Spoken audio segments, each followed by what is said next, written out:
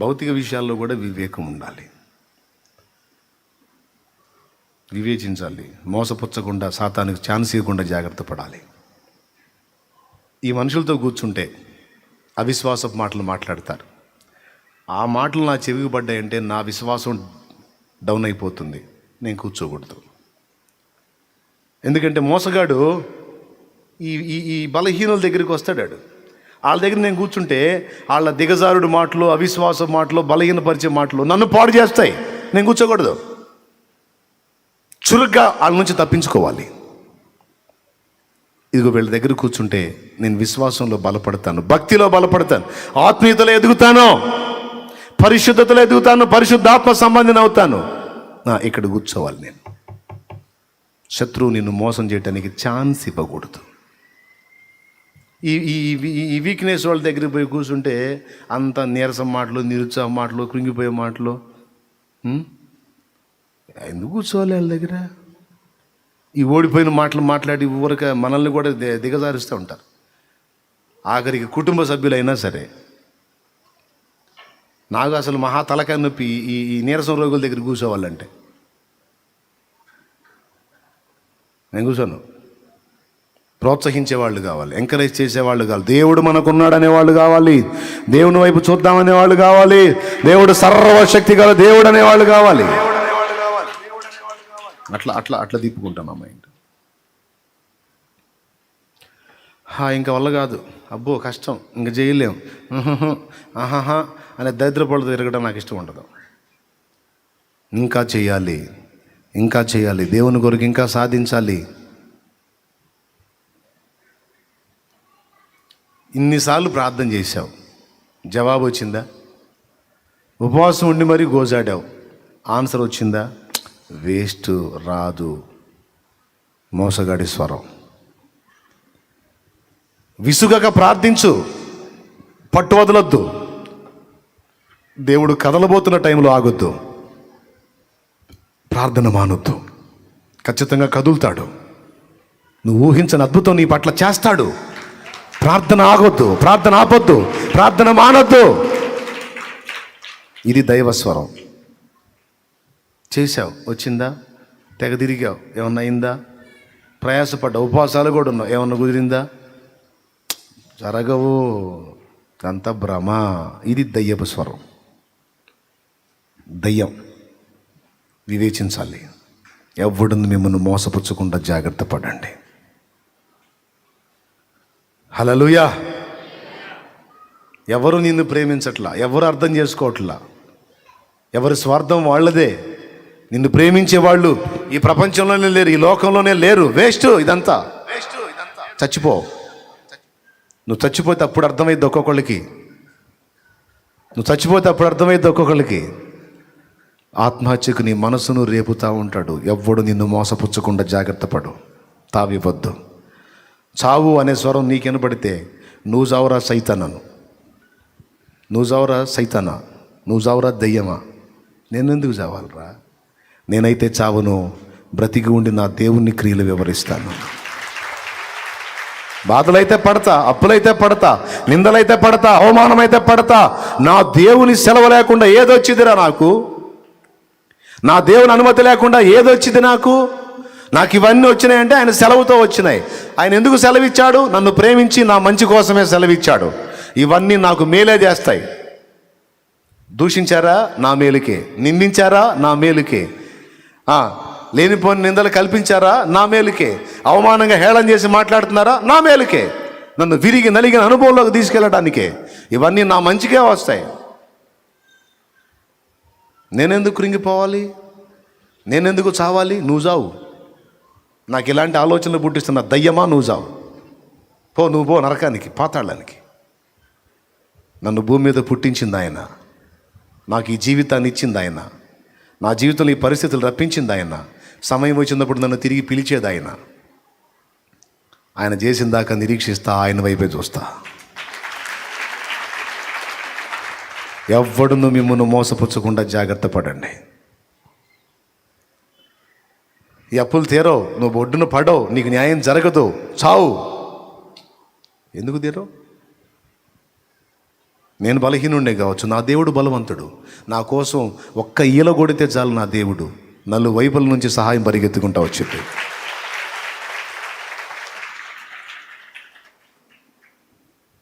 ఈరోజు నీ పరువు అంతా పోయింది, ఏంటి పరువు? చాలామంది ఇక్కడే నీ పరువు పోయింది, చావంటే చావటానికి దిగుతారు. నిన్నెవడో ప్రేమించట్లా, చావంటే చావటానికి దిగుతారు. ఏం పరువు అమ్మా? అసలు పరువు ఫీల్ అవ్వాల్సింది మనమా, మనందరికంటే ముందు యేసయ్యా? పెద్దగా చెప్పండి అమ్మా. యేసయ్యకి మించిన పరువు ఏడిచిందా నీకు?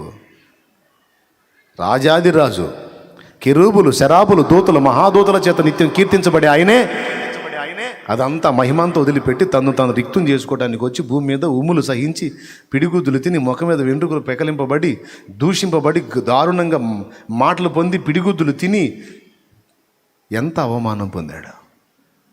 ఈరోజు ప్రిస్టేజీ, పరువు, అది ఇదని ఏదో పిచ్చి మాటలు మాట్లాడే వాళ్ళు కొంతమంది ఉంటారు. నా పరువు అంతా పోయింది, నాకు దారుణమైన అవమానం జరిగింది. నీ బొంద జరిగింది. ఎవరికంటే ఎక్కువ, ఎవరికంటే గొప్ప? నువ్వు యేసయ్య కంటే గొప్ప? ఈ ప్రపంచంలోనే ఆయన కంటే గొప్పోడు లేడు. అలాంటి గొప్పవాడే అవమానాలన్నిటినీ ఆనందంగా స్వీకరించినప్పుడు,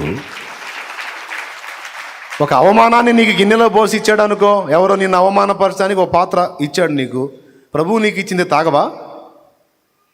చస్తావా?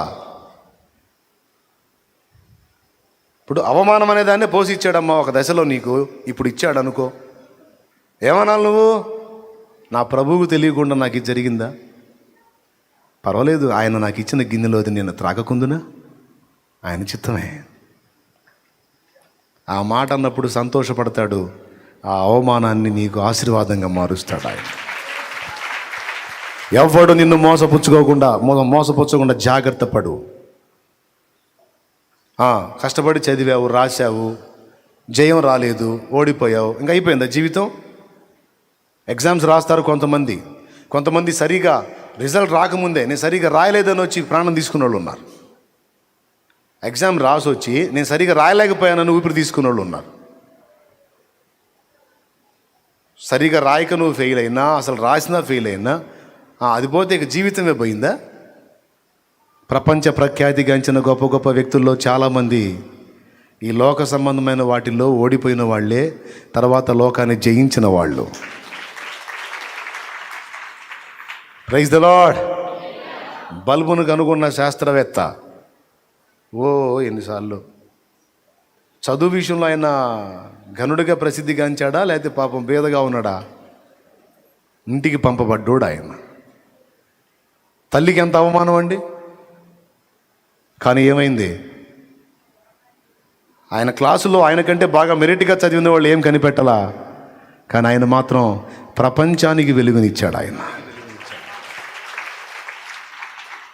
ఈరోజు దీపాలు ఎవరు వాడుతున్నారు? అందరూ ఆయన కనిపెట్టినాయిగా, రకరకాల ఆకారాలకు మార్చుకొని. కాబట్టి ఫెయిల్ అయితే జీవితమే పోయిందా? జాబ్ రాకపోతే ఇక జీవితమే లేదా? చెప్పు. జాబ్ రాకపోతే జీవితమే లేదు. కొంతమంది నాకు జాబ్ లేదు, నాకు ఇంకా లైఫే లేదు. జాబ్ లేకపోతే ఇక జీవితం లేదు. ఎవడు చెప్పాడు నీకు? ఈ లోకం నీకు జాబ్ ఇవ్వకపోతే నా యేసయ్య ఇస్తాడు ఉద్యోగం, శాశ్వతమైన ఉద్యోగం. రా. జాబ్ ఉన్నవాడు త్యాగం చేసి వస్తాడు. జాబ్ ఇవ్వలా ఈ లోకం నాకంటే మోకాళ్ళు, యేసయ్య నాకు జాబ్ ఇవ్వలేదా అని కూర్చో నువ్వు. ఆయన చిత్తమైతే జాబ్ ఇప్పిస్తాడు, మనుషులతో మాట్లాడి. లేకపోతే ఆడేవాడు నీకు ఇచ్చేది ఏంటన్నా, నేను ఇస్తున్నారా, నా గవర్నమెంట్లో జాయిన్ అవ్వు, నేను ఇస్తాను నీకు పోస్ట్దా, నువ్వు జాయిన్ అవ్వు, నేను ఇస్తాను నీకు జాబ్ అని పిలుస్తాడు. ఆయన ఇచ్చిన జాబ్ ఇప్పుడు నేను చేసేది. హల్లెలూయా. చెప్పగట్టిగా. ఆయన ఇచ్చిన జాబ్ ఇప్పుడు నేను చేస్తాడు, నీకు కూడా ఇస్తాడు. అవసరం అయితే కూర్చో, ఆయన దగ్గర మోకాళ్ళు వేసి కూర్చో, డైలీ డ్యూటీ వేసుకొని కూర్చో, అక్కడే కూర్చో. ఇదే జాబ్ నా సంగతి తేల్చాల్సిందే ప్రభు అని కూర్చో. నువ్వు తేలకపోతే అప్పుడు అడుగు. తేల్చడు. కానీ మనకేం మనుషులను నమ్మినంతగా దేవుడిని నమ్మం. అది వచ్చింది దరిద్రం. జాబ్ లేకపోతే లైఫ్ లేదా? ఒక చిటిక వేస్తే ఆయన 10 జాబులు పరిగెత్తుకుంటూ వస్తాయి నీకు. ఒకసారి ఒక తమ్ముడు వచ్చాడు నాకు, ఒక్క జాబ్ కూడా నాకు అవకాశం రావట్లేదన్న. కొద్ది రోజుల తర్వాత అదే తమ్ముడు వచ్చాడు, ఒకేసారి 4 వచ్చి నీ అన్న ఆఫర్లు అన్నాడు.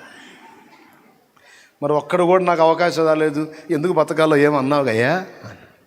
ఏందోనన్నా అప్పుడు ఏందో అట్లా శోధనలాగా అట్ట వచ్చిందన్న. నేను మనతో అనుకున్నాను, నాకు తెలుసు తర్వాత ఏం జరిగిద్దో తెలుసు నాకు. దేవునికే మహిమ. ప్రియులారా, జాబ్ లేకపోతే సావా, పరీక్షల్లో ఫెయిల్ అయితే సావా, లవ్లో ఫెయిల్ అయితే సావా. లవ్ అరే కష్టపడి కన్ని పెంచిన అమ్మాయ పోయారు, వీడు చత్తాడు పోయి. కాదు బ్రదర్, మోసపోయా బ్రదర్, నన్ను వదిలేసి ఇంకొకరిని చేసుకుంది బ్రదర్. ఒరే పిచ్చి మావాడా, వదిలేస్తే ఆమె ముందు సవాలకరంగా నువ్వు కూడా ఏదో నీకు దగ్గర మేళాన్ని చేసుకొని తల ఎత్తుకొని తిరుగు. నిన్ను నష్టపోయినందుకు ఆమె పశ్చాత్తాపడేటట్టు తిరుగు, నీకు దమ్ముంటే నువ్వు నీకు చేతనైతే.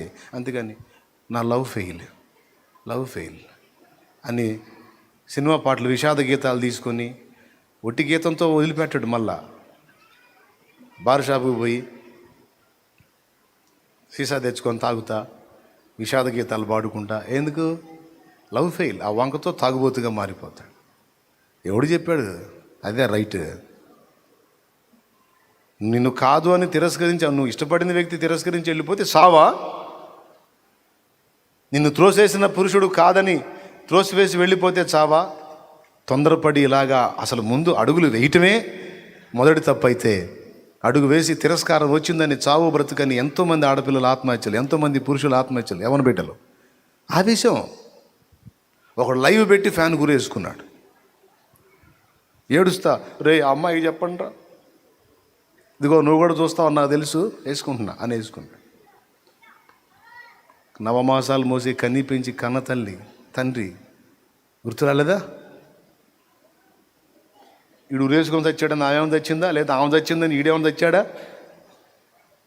ఎవ్వరా?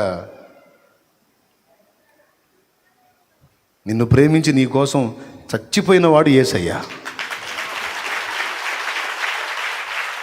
ప్రాణం పెడితే, ఏదన్నా ఖర్చు అయిపోతే, అవసరమై బలి అయితే ఆయన కోసం అయితే న్యాయం ఉంది. చచ్చిన యేసు కోసం చావాలి. అది కూడా ఎట్లా? ఆయన సేవలో అవసరమైతే హతసాక్షి మరణం పొందడానికి సిద్ధం అవ్వాలి. కానీ ఏదో పిల్లలు లేరని, నాకు పిల్లలు లేరు చచ్చిపోవాలనిపిస్తున్నాను, పిచ్చి కోపం వచ్చింది నాకు. ఏలేదు ఇక నేను ఎట్ట కనపడుతున్నా, వచ్చినోడల్లా పురుషులు స్త్రీలు చచ్చిపోవాలనిపిస్తుంది. పక్కకి తీసుకెళ్ళి 4 బీగుద్దాం అనిపించింది. పిల్లలు లేకపోతే ఇక సావటమేనా? దయ్యమోహం దానా? ఎందుకంటే దెయ్యమే ఆ మాటలు అనిపించేది, సావు అని. అందుకని దెయ్యమోహం దానా అన్న. పిల్లలు లేకపోతే ఇక సావటమేనా? నీకు పుట్టలేదనుకో, దేవుడు ఇచ్చినట్టు ఏదో అనాథ బిడ్డను తెచ్చి పెంచుకో. బిడ్డకి బిడ్డ ఉంటారు, సేవ చేసిన పుణ్యం లభిస్తుంది, దేవుడు ఇస్తాడు ఆశీర్వాదం. లేదు తీసేయి. ఆత్మీయ బిడ్డల్ని గాను, శరీర బిడ్డలు మంచోళ్లే, నువ్వు చేస్తే ఆ బాక్సులో నిన్ను పెట్టి బయట ఆస్తులు మ్యాటర్ మాట్లాడుకుంటూ ఉంటారు. చిలకలూరుపేటలో పేరు మోసిన అధికారి ఒక ఆమె పోయింది. అప్పుడే పోయా నేను. ఎందుకో టెంట్ కింద బాక్స్ పెట్టి బాక్సులో బాడీని పెట్టారు, ఒక్కళ్ళు లేడు ఆడ. పేరు మోసిన పెద్ద అధికారి పోయింది. పేరు చెప్పనులే, వాళ్ళ ఇంటి మళ్ళీ గందరగోళం అయిపోతారు. ఒక్కళ్ళు లేడు, మొత్తం ఇంట్లో ఉన్నారు, పెద్ద ఇల్లు, లోపల ఉన్నారు. ఎట్లా ఉన్నారు తెలుసా? ఫైటింగ్ సీన్లో ఉన్నారు, డిస్కషన్లో ఉన్నారు, పంపకాలు. అది 7 దగ్గర కనీసం ఒకటి ఉండి ఏడవపోతే ఫీలింగ్ బాగుండదని అని అనుకోవట్లా.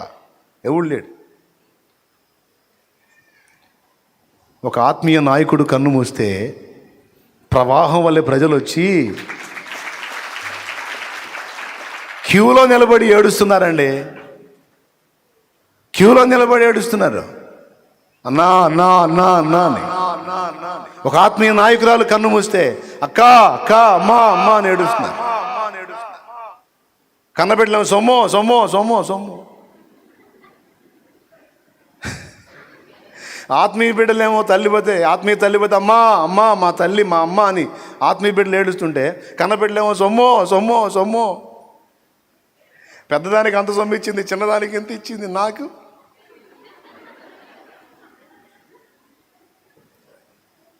పిల్లలు లేకపోతే ఇంక జీవితమే లేదా, ఇక సావటమేనా? ఎవడు మిమ్మల్ని మోసపుచ్చుకోకుండా చూడండి. అధైర్యపడద్దు, అవిశ్వాసులుగా ఆలోచన చేయొద్దు, దేవునికి ఇష్టం లేని మాటలు మాట్లాడొద్దు, ఇష్టం లేని విధంగా ఆలోచనలు చేయొద్దు. జాగ్రత్త పడి మెలకువగా ఉండి దేవుని వైపు చూడండి. అన్నిటికీ చాలిన వాడు ఆయన. ఖచ్చితంగా ప్రతి సమస్యకి యేసయ్య దగ్గర పరిష్కారం ఉంది. నీకు తగ్గ త్రోవ నీకు చూపిస్తాడు. నేనున్నాను కదా అన్నాడు, ఇంకేంది నీ బాధ? కాదులేయ్యా, చచ్చిపోతే తీసుకెళ్ళి పారేసేవాళ్ళు ఉండాలి కదయ్యా నలుగురు. అందరినీ కన్నబిడ్డలే పారేస్తున్నారు. కొంతమంది ఇప్పుడు వేరే దేశాల్లో చదువుతూ ఉన్నారు, వేరే దేశాల్లో జాబులు చేస్తూ ఉన్నారు. వాళ్ళు వచ్చి పారేస్తున్నారా? భూస్థాపన చేస్తున్నారా? లైవ్ చూస్తారంతే, ఇక్కడ చేసేది వీళ్ళు చేస్తారు. నీకెందుకు? నేను చెబుతున్నా కదా, నీకు ఉన్నా లేకపోయినా నీ నీ నీ నీ జీవితాన్ని భూమి మీదకి రప్పించిన దేవుడు కడవరి గడియ వరకు నీకు చేసే న్యాయం నీకు చేస్తాడు. కాబట్టి ఏం చింతపడద్దు, కృంగిపోవద్దు. పిల్లలు, యవనస్తులు, వృద్ధులు అందరికీ సాతాను మోసం చేసి కృంగతీస్తాడు. నీ ఊపిరి నువ్వే తీసుకునేటట్టు నిన్ను శోధిస్తాడు. అనేక మందిని ఇబ్బంది పెట్టేటట్టు నిన్ను శోధిస్తాడు. అలా చేయొద్దు. వివేచన కలిగి, మెళకువ కలిగి జరుగుతున్నాయి తెలుసుకొని దేవుని వైపు చూసి జాగ్రత్త పడు. కృప మనందరికి తోడై ఉండును గాక. ఆమె పైకి లేచి నిలబడు, ప్రార్థన చేసుకుని ముగిద్దాం. ప్రియమైన దేవుని బిడ్డలారా, ఎవరికి వాళ్ళు జాగ్రత్త పడండి, ఇతరులను కూడా జాగ్రత్త చేయండి. అందరం ప్రార్థన చేద్దాం. దేవా, నీ దాసుని జీవితానుభవంలో కొన్ని సంగతులు, చివరిలో మాకు కావలసిన ఆత్మీయ జీవితానికి సంబంధించిన కొన్ని విషయాలు సూటిగా నాకు అందించినందుకు చాలా కృతజ్ఞతలు. మా బిడ్డల్ని దీవించు, బలపరచు. లైవ్ ద్వారా కావచ్చు, ఇక్కడ కూర్చున్న బిడ్డలు కావచ్చు, ఎవరెవరు ఎంతమంది అందుబాటులో ఉన్నారో బిడ్డలందరినీ కూడా నీ సన్నిధిలో ఎత్తిపడుతున్నాను నాయన. ఘనతలు, సుకీర్తి, దుష్కీర్తులు అన్నీ అలవాటే. నీ కృపతో అలవాటు చేశావు. అలాగే నా ప్రభా, నీవు చెప్పిన మాట ప్రకారం నేను పొందినవన్నీ మీరు పొందవలసి ఉంది, కొన్నైనా అనుభవించాల్సిందే అన్న మాట ప్రకారం మా జీవితంలో నువ్వు అనుమతించే వాటిని నువ్వు ఇచ్చిన పాత్రలోది సంతోషంగా తాగటానికి మాకు సిద్ధ మనసు దయచేయి. ఎవ్వడు మోసపరచకుండా ఆత్మ వివేచన కలిగి జాగ్రత్తగా ఉండమన్న మాటను తీసుకుంటున్నాం. వివేకాన్ని, వివేచనను ప్రసాదించి మంచి మెళకువ దయచేయి. వివేచన ప్రసాదించు తండ్రి. శత్రువు మెల్లగా మా దగ్గరకు వచ్చి వాడు చేసే మోసాలన్నిటినీ ఎదిరించి తిప్పికొట్టి వాడిని జయించడానికి మంచి ఆత్మ వివేచన ప్రసాదించు. మా బిడ్డలందరినీ పేరు పేరున దీవించు. ఎవరు రోగులై ఉన్నారో, ఎవరు బలహీనులై ఉన్నారో, ఎవరు అప్పుల్లో ఉన్నారో, ఎవరు ఆర్థిక సమస్యల్లో ఉన్నారో, ఎవరు చెప్పసఖ్యము కానీ వేదనలో ఉన్నారో, ఎవరు మనుషుల చేత అన్యాయం అయిపోయారో, ఎవరు ఎన్ని రకాలుగా నిందపాలై ఉన్నారు, ఎన్ని రకాలుగా వేదనలు పొందుతున్నారో, ఎవరికి ఏ కొదువ ఉన్నదో, ఎవరు ఏ ప్రయత్నంలో విఫలమయ్యారో, ఎవరు ఏ కన్నీళ్లలో ఉన్నారో, ఎవరు ఏ కేసులో ఉన్నారో, ఎవరు మనుషుల చేత తరుమబడుతున్నారో వారందరినీ చేతిలో పెడుతున్నాను. నువ్వు అన్నావు ఇందాక, నేను లేనా, నేను ఉన్నవాడును, నేను లేనా, నాకు అసాధ్యమైంది ఏమైనా కలదా? నాకు సమస్తము సాధ్యమేనని నువ్వు ప్రకటించావు కనుక నీ పాదాలు పట్టుకుంటున్నాం. మా బిడ్డలందరికీ చెప్పిన విషయాలన్నిటా యేసు నామమున సహాయము కలుగును గాక. హల్లెలూయా. ప్రభువా, బిడ్డల్ని బలపరచు. ఇక్కడ ఎవ్వరు వ్యర్థులుగా ఉండకూడదు, బలహీనులుగా ఉండకూడదు, భక్తిహీనులుగా ఉండకూడదు. బిడ్డలందరినీ బలవంతులుగా చేసి, ఆత్మీయులుగా చేసి, నీతో అంటుకట్టబడిన అనుభవం గలవారై నీలో నుండి జీవాన్ని పొంది అనేక మందిని వెలిగించేటువంటి దీపముల వలె బిడ్డల్ని మార్చమని, వారిని అవమానపరిచి వారిని ఎగతాళి చేసిన వారి ముందు మా బిడ్డల తల ఎత్తండి ప్రభువా. వారి ఎదుట వీరు సవాలుకరంగా నిలబడటానికి సహాయం చేయండి. శత్రువుల ఎదుట మాకు విందు సిద్ధముచ్చే యేసు నామములో చేశావు నాయన. నీ కృతజ్ఞతలు చెల్లిస్తూ బిడ్డలందరూ నీ చేతికి అప్పగిస్తూ అన్ని హెచ్చరికలతో పాటు చివరిలో ఇచ్చిన ఆదరణ మాటల గురించి కూడా కృతజ్ఞతలు చెల్లిస్తూ యేసు నామములో మేమందరము నీ పని చేయనట్లు మాకు పురికొల్పు దాయిచ్చే, తలపెట్టిన కార్యాలన్నీ శుభప్రదంగా జరిగించు. ప్రత్యేకంగా ప్రార్థన చేస్తున్నాం నాయన, నీవు మా ముందుంచినటువంటి పెద్ద పెద్ద పనులు కొన్ని ఉన్నాయి, అవన్నీ కూడా యేసు నామములో నిర్విఘ్నంగా జరుగునుగాక. నా బిడ్డలందరినీ వారి తిరుగు ప్రయాణాలని కూడా నీ కాపుదలకు అప్పగిస్తూ, దుష్టాత్మల బిడ్డల్ని శోధించకుండా వాటిని బంధిస్తూ, నా బిడ్డలందరూ కూడా ఆర్థికంగా బీదలైనటువంటి స్థితిలో ఉన్న వారిని సంపన్నులుగా నువ్వు చేయగలవు. ఆత్మీయంగా బీదలు కాకుండా కాపాడు ప్రభువా. బిడ్డల కృపతో బిడ్డలందరినీ దర్శించమని యేసు నామమున పసిబిడ్డ మొదలు వృద్ధుల వరకు నీ కృపాక్షేమం పొందుదురుగాక. యేసు నామమున వేడుచున్నాం తండ్రి. మన తండ్రి అయిన దేవుని ప్రేమ, ఆయన ప్రియకుమారుడు లోకరక్షకుడైన యేసయ్య శాశ్వత నిత్య కృప, పరిశుద్ధాత్మతోడి మనోహర దివ్య సహవాసం సమాధానం సమకూడిన మనకు సకల పరిశుద్ధులకు సార్వత్రిక సంఘమంతటికి సదాతోడే మనందరూ నిత్యత్వంలో చేరు పర్యంతం మనల్ని నడిపించును గాక. ఆమేన్. ప్రవేశు రక్తమునకు జయం, ప్రవేశు రక్తమునకు జయం, ప్రవేశు నామమునకు సంపూర్ణ విజయం కలుగును గాక. ఆమేన్. హల్లెలూయా, హల్లెలూయా, హల్లెలూయా. ప్రభుకు స్తోత్రాలు. మీ అందరికీ హృదయపూర్వక వందనాలు. తస్మాత్ జాగ్రత్త, మెళకువగా ఉండండి, ప్రార్థించండి. అలాగే మీ దృష్టికి వస్తున్న వాటన్నిటి విషయంలో వివేకం కలిగి ఉండండి. మీ వ్యక్తిగత జీవితాల్లో కూడా భద్రంగా ఉండండి. అందరికీ వందనాలు.